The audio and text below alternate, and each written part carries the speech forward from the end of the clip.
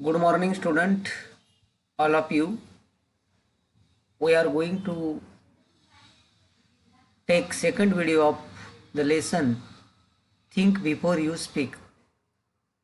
What is the importance of thinking before speaking? We are going to learn. Whenever we speak and then we repeat our spoken word, but generally the writer advises us you should think before you speak because you are master of uh, unspoken word and you are slave of unspoken word, and that's why you should think before you speak. The most important advice the writer gives us in this story. बघा, and mind you the ears are like funnel नसळ म्हणतो आपण त्याला. Open all that because it opens all the time. There is no door with which you can close them, whereas त्याचप्रमाणे if you have to speak even one single word, that word must pass through two walls. What are the two walls? Two fences. Fence म्हणजे compound wall. There is firstly the fence of these two rows of teeth. There is secondly the fence of the two leaves. Before a word can be spoken, it has to pass, it has to pierce through these two walls, through these two fences. Therefore, we must think at least twice before we utter a word. And that's why the writer advises us we must think twice before we speak.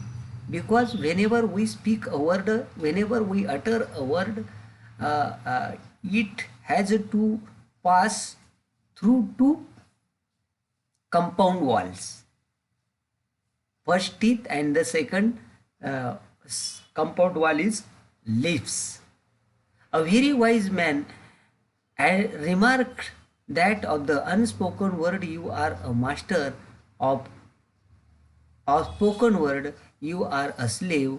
Once you have spoken a word you cannot get it back. बंदुकीतून गोळी सुटली जशी आपण we cannot get the short bullet, at the same way we cannot get our spoken word. Do what you will, therefore you must be very careful about the words that you speak. Once the word has left your lips, you will not be able to get it back. एकदा शब्द सुटला, बाण जसा सुटला धनुष्यातून, बंदुकीतून जशी गोळी सुटते तसा आपल्या शब्दातून एकदा या दोन कंपाऊंड वॉल त्याने पास केला की तो शब्द आपल्याला माघार काही केल्याने माघार घेता येत नाही. What are unspoken word? The writer gives the definition of unspoken word and spoken word. Unspoken words means the words, they are things you want to say. तुम्हाला काही, you want to tell something, you want to speak something to other, but remain unsaid, परंतु ते unsaid, that is mute, as thoughts in your mind. आपल्या मनामध्ये जे विचार असतात परंतु जे आपण बोलून दाखवू शकत नाही, that words are called, or those words are called unspoken word. Once you have put the thoughts into words, once the words have left your lips, you cannot change them or control them. एकदा शब्द सुटले की त्यांना control करू शकत नाही. A young man went once upon a time. The second example the writer gives us. Once upon a time, a young man went to his spiritual teacher. Spiritual teacher म्हणजे आध्यात्मिक गुरु. स्पिरिच्युअल टीचर म्हणजे काय? Political teacher, spiritual teacher. आध्यात्मिक गुरूंकडे गेला तर एक तरुण मनुष्य, and said, I have spoken very harsh and unkind words to my friend. आणि सांगितलं की गुरु, माझ्याकडून माझ्या मित्रांना अतिशय कठोर, हार्श म्हणजे काय? Hard or difficult. Write down the words, pairs of similar word. Hard और harsh. Unkind words to my friend. शब्द फार बोलले गेले. And I repent of my deed. And I want to repent of my deed. He confuse. And he is deeply hurt. मला अतिशय फार दुःख झालं आहे. I am afraid of. Write down the phrase. To be afraid of ची भीती वाटणे. I am afraid of tiger. I am afraid of snake. I am afraid of I have lost my friendship with him. आता त्यांच्याशी मैत्री जाणार. How can I make amends. मी आता to make amends. Write down the phrase. दुरुस्ती करणे किंवा चुकीची भर काढणे. दुरुस्ती करणे. टू मेक अमेंड्स म्हणजे चुकीची दुरुस्ती काढणे किंवा भर काढणे. The wise teacher gave him a fresh sheet of blank paper. After that his teacher gave, his spiritual teacher gave him a blank white paper and a pen. He said, the young man, write down on this paper all the harsh things you said to him.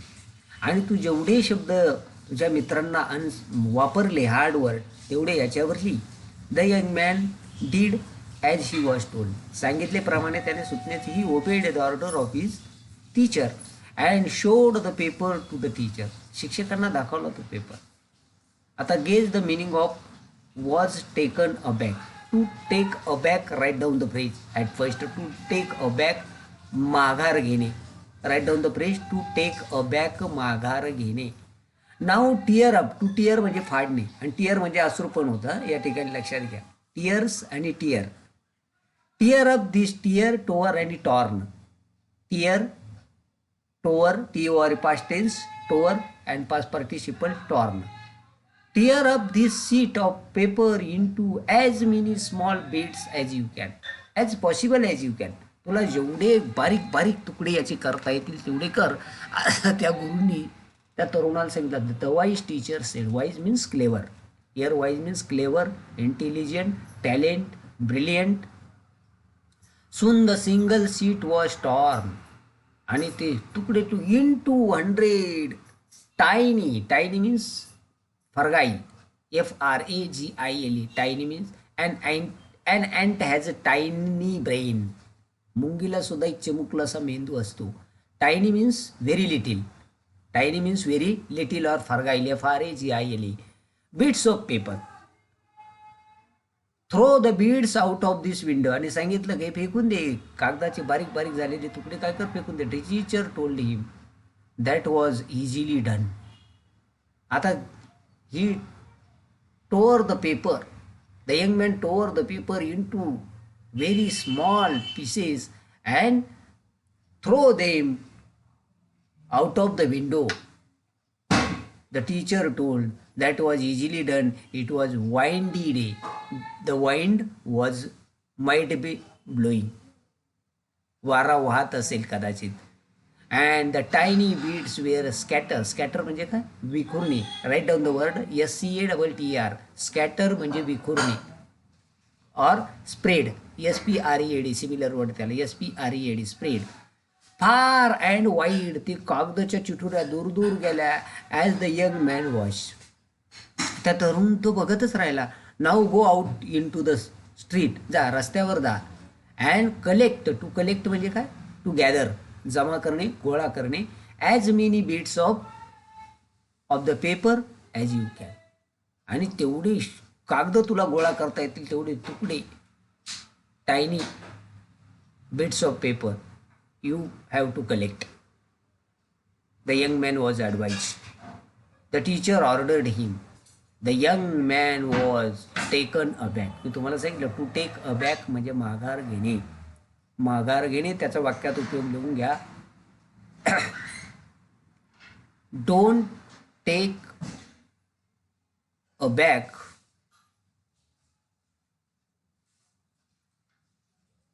Against our enemy.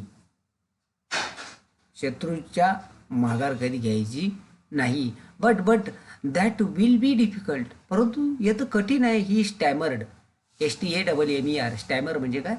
फुटफुटणे, कुजबुजणे. It will be difficult indeed. खरोखर आहे. Indeed म्हणजे खरोखर. But do give it a try. परंतु try yourself. The teacher suggested. The young man went out. तो तरुण मनुष्य गेला बाहेर. Out of the room. He return half and hour later. अर्ध्या तासानंतर आला. Exhausted, very tired. He had not been able to get hold of a single torn bit from the paper he had torn up just a while earlier. त्याने फाडलेला paper त्याला काही परत आणता आला. This is what happens with the spoken word, the teacher said to him. Once you have spoken the words aloud, तुम्ही शब्द एकदा बोलले, it is very difficult to take them back. This is the main central idea of the poem. एकदा of the lesson, एकदा शब्द सुटले, बाण सुटला की तो परत येत नाही. Therefore learn to think before you speak in अँगर. म्हणून रागाने बोलण्यापेक्षा you have to think twice or thrice before you speak. Another example we are going to take of Socrates. Socrates was one of the wisest men of the ancient world. प्राचीन काळातला विद्वानांपैकी विद्वान. Wise म्हणजे विद्वान. Many were the youths whose lives he influenced for the better. आणि बऱ्याच तरुणांना त्याने आपल्या जीवनात प्रभावशाली बनवलं. Socrates counsel. टू काउन्सिल म्हणजे काय? COU. To counsel means to give advice. सल्ला देणे, उपनय. काउन्सलर, त्याचं नाव, its noun is counsellor. COUNSELLOR. Counsellor म्हणजे सल्लागार. Adviser, what we call it other word, similar word, adviser. Is disciples. Disciples शब्द लिहून घ्या. DISCIPLES. Disciples means follower. FOLLOWERS.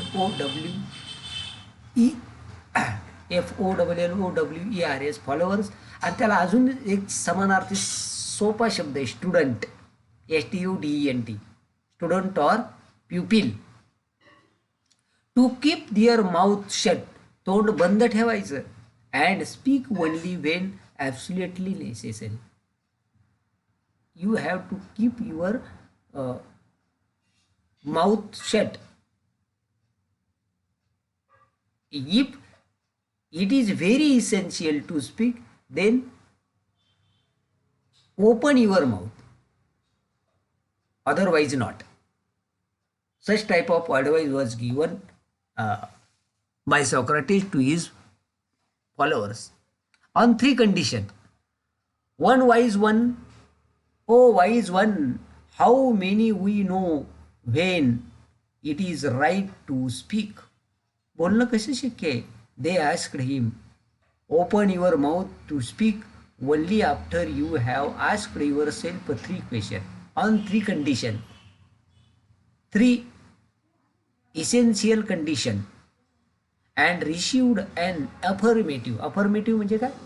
An affirmative. Affirmative म्हणजे अफर्मेटिव्ह निगेटिव्ह माहिती नाही का आपल्याला?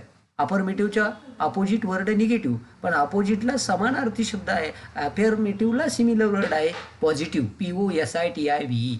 पॉझिटिव्ह मीन्स अफर्मेटिव्ह, पण त्याचे अपोजिट वर्ड आहे निगेटिव्ह. NEGATIVE. निगेटिव्ह.